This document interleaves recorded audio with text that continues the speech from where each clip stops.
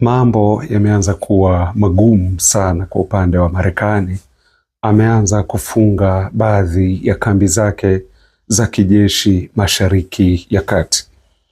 Sasa swali limekuwa ni moto wa Irani umezidi kuwa mkali. Makombora ya Irani yamezidi kuua askari wa Marekani. Drones za Irani zimeendelea kuua askari wa Marekani, kwa sababu tunajua kuna uharibifu mkubwa sana ambao umekuwa ukitokea hasa kwenye kambi hizi za Marekani, na uharibifu huu mwingi ni wa vifaa kama vile ndege zimekuwa zikipigwa sana, drones zimekuwa zikipigwa sana.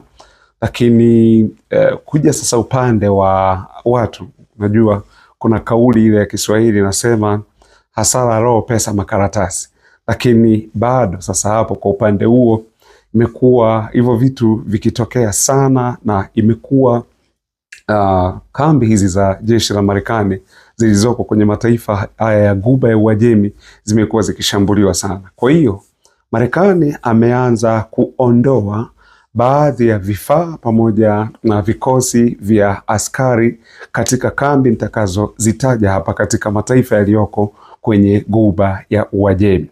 Tukianzia na Sheikh Issa Airbase ambayo hii iko nchini Bahrain.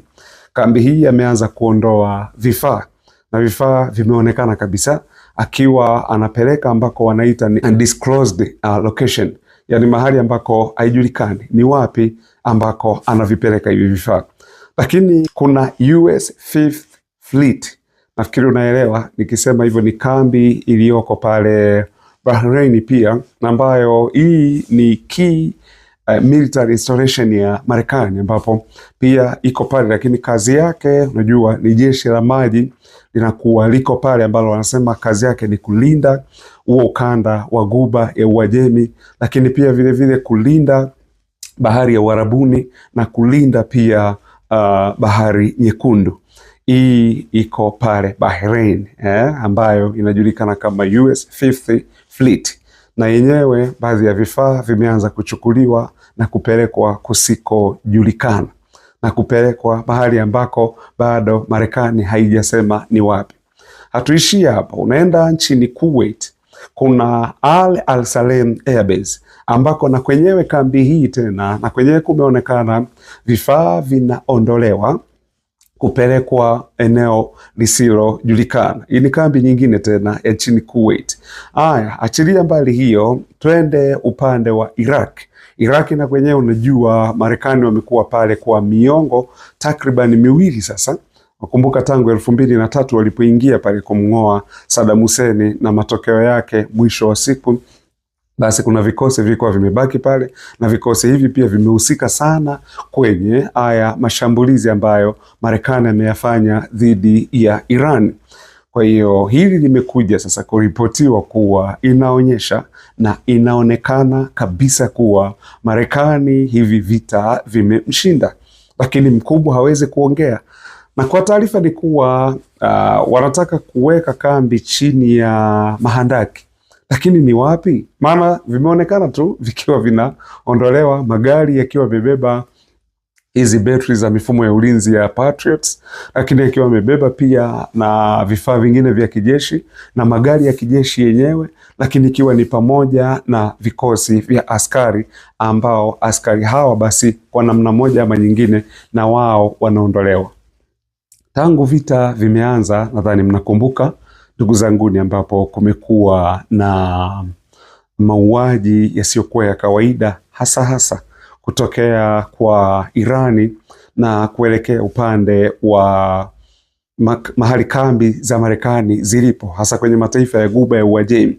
Hii nimekuwa nikiongea sana hapa, mataifa yaliyoko huko ambayo kama Jordan, Kuwait, Bahrain, kuna Oman, kuna Qatar, kuna Saudi Arabia. Yote haya mataifa kwa kumekuwa Iran wakiwa wanashambulia sana, ni vile Marekani taarifa zao huwa wanazificha, lakini wangekuwa wanatoa taarifa kama inavyotakiwa kutolewa, basi ujue kuna uharibifu mkubwa sana wa uharibifu mkubwa mno wa mali za Marekani kwenye hizi kambi za kijeshi, lakini ikiwa ni pamoja na mauaji ya askari wengi wa Marekani. Nilikwambia jana kuhusu CNN walichokuwa na kiripoti kuwa inawezekana askari kama 600 hivi wakawa wameshauawa. Ni vile tu Marekani taarifa wanaficha, kwa sababu kumbuka, Irani walisema hakuna ambacho hawatakijibu.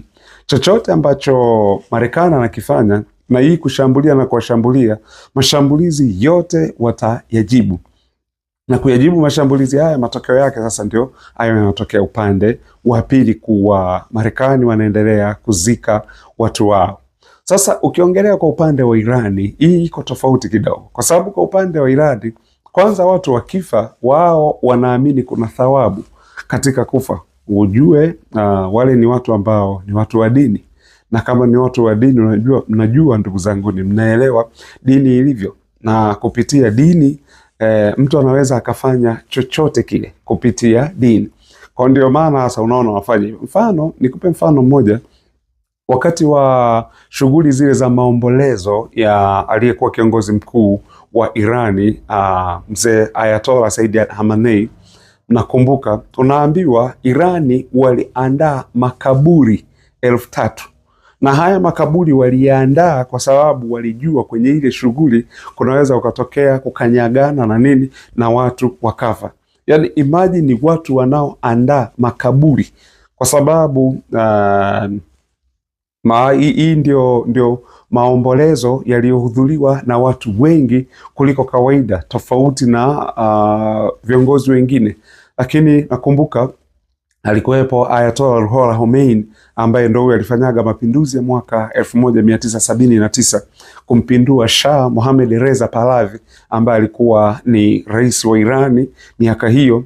Sasa huyu 1989 akafa, na baada ya kufa mazishi yake yalihudhuriwa na watu wasiopungua milioni 10.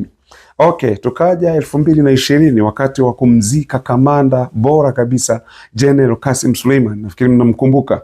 Wakati wa kumzika, na penyewe pia walihudhuria watu wengi, na watu pia walikufa kwa kukanyagana kwenye hizi shughuli za mazishi ya General Qasem Soleimani. Kwa hiyo ikaaminika kuwa kwenye mazishi ya mzee Ayatollah Khamenei, watu waombolezaji watakaohudhuria idadi yao ni watu kama milioni 20. Kwa milioni 20 lazima kutakuwa na kukanyagana. Ndio maana ikabidi awamu hii waweke utaratibu wa jeneza libebwe na ndege. Kwa hiyo walijua kabisa kuna watu watakuwa na kanyagana, ndio maana wakaandaa makaburi 3,000. Sasa swali ni kuuliza, unawezaje kwenda kupigana na mtu ambaye mpaka tu kwenye hizi shughuli za maombolezo za kumuaga kiongozi wao mkuu bado wanajiandalia makaburi, kwa sababu wanajua incidents huwa zinatokea. Kwa hiyo inaweza ikatokea vipi uende ukapigana na watu wa namna hii? Na sisi wote tuliona vile watu walivyokuwa na hasira kwa kisasi kwa Donald Trump na kisasi pia kwa Benjamin Netanyahu, au walisema kifo kwa Israeli na kifo kwa Iran. Hao watu utapigana nao, yani ni sawa na kupigana na mtu aliyekufa. Nafikiri unaelewa nikisema hivyo. Marekani anapigana auonyeshe ulimwengu, aionyeshe dunia superiority alionayo, aionyeshe dunia nguvu kubwa kiasi gani alionayo Marekani, wakati wao wanapigana kwa ajili ya kusurvive, kwa ajili ya taifa lao. Hivi ni vitu viwili tofauti kabisa ndugu zangu. Kwa hiyo ninadhani hilo unaweza kulielewa kwa namna hiyo. Sasa kwa taarifa kama nilivyokuambia kuwa Marekani wanaonekana wanafunga kambi zao za kijeshi na kuondoa vifaa vyao kwenye hizi kambi nilizokutajia, Sheikh Issa Air Base iliyoko pale Bahrain, lakini kuna US Fifth Fleet iliyoko pia hapo hapo Bahrain, kuna Al Salem Air Base iliyoko pale Kuwait, lakini na kambi zingine zilizoko Iraki, na zenyewe wanafungasha virago na kwenda mahali ambako hakujulikani ni wapi. Kwa hiyo vita bado vinaendelea, Wajemi wamechachamaa kweli kweli, na bado wanaendelea kuwanyoosha wale ambao basi ndivyo hivyo sijui tutawahitaji, lakini ndivyo hivyo wanaendelea kuwanyoosha. Kwa hiyo ndivyo mambo yalivyokaa katika namna hiyo. Asanteni sana wana IBM Channel, ninawashukuru. Tuko pamoja. Asante.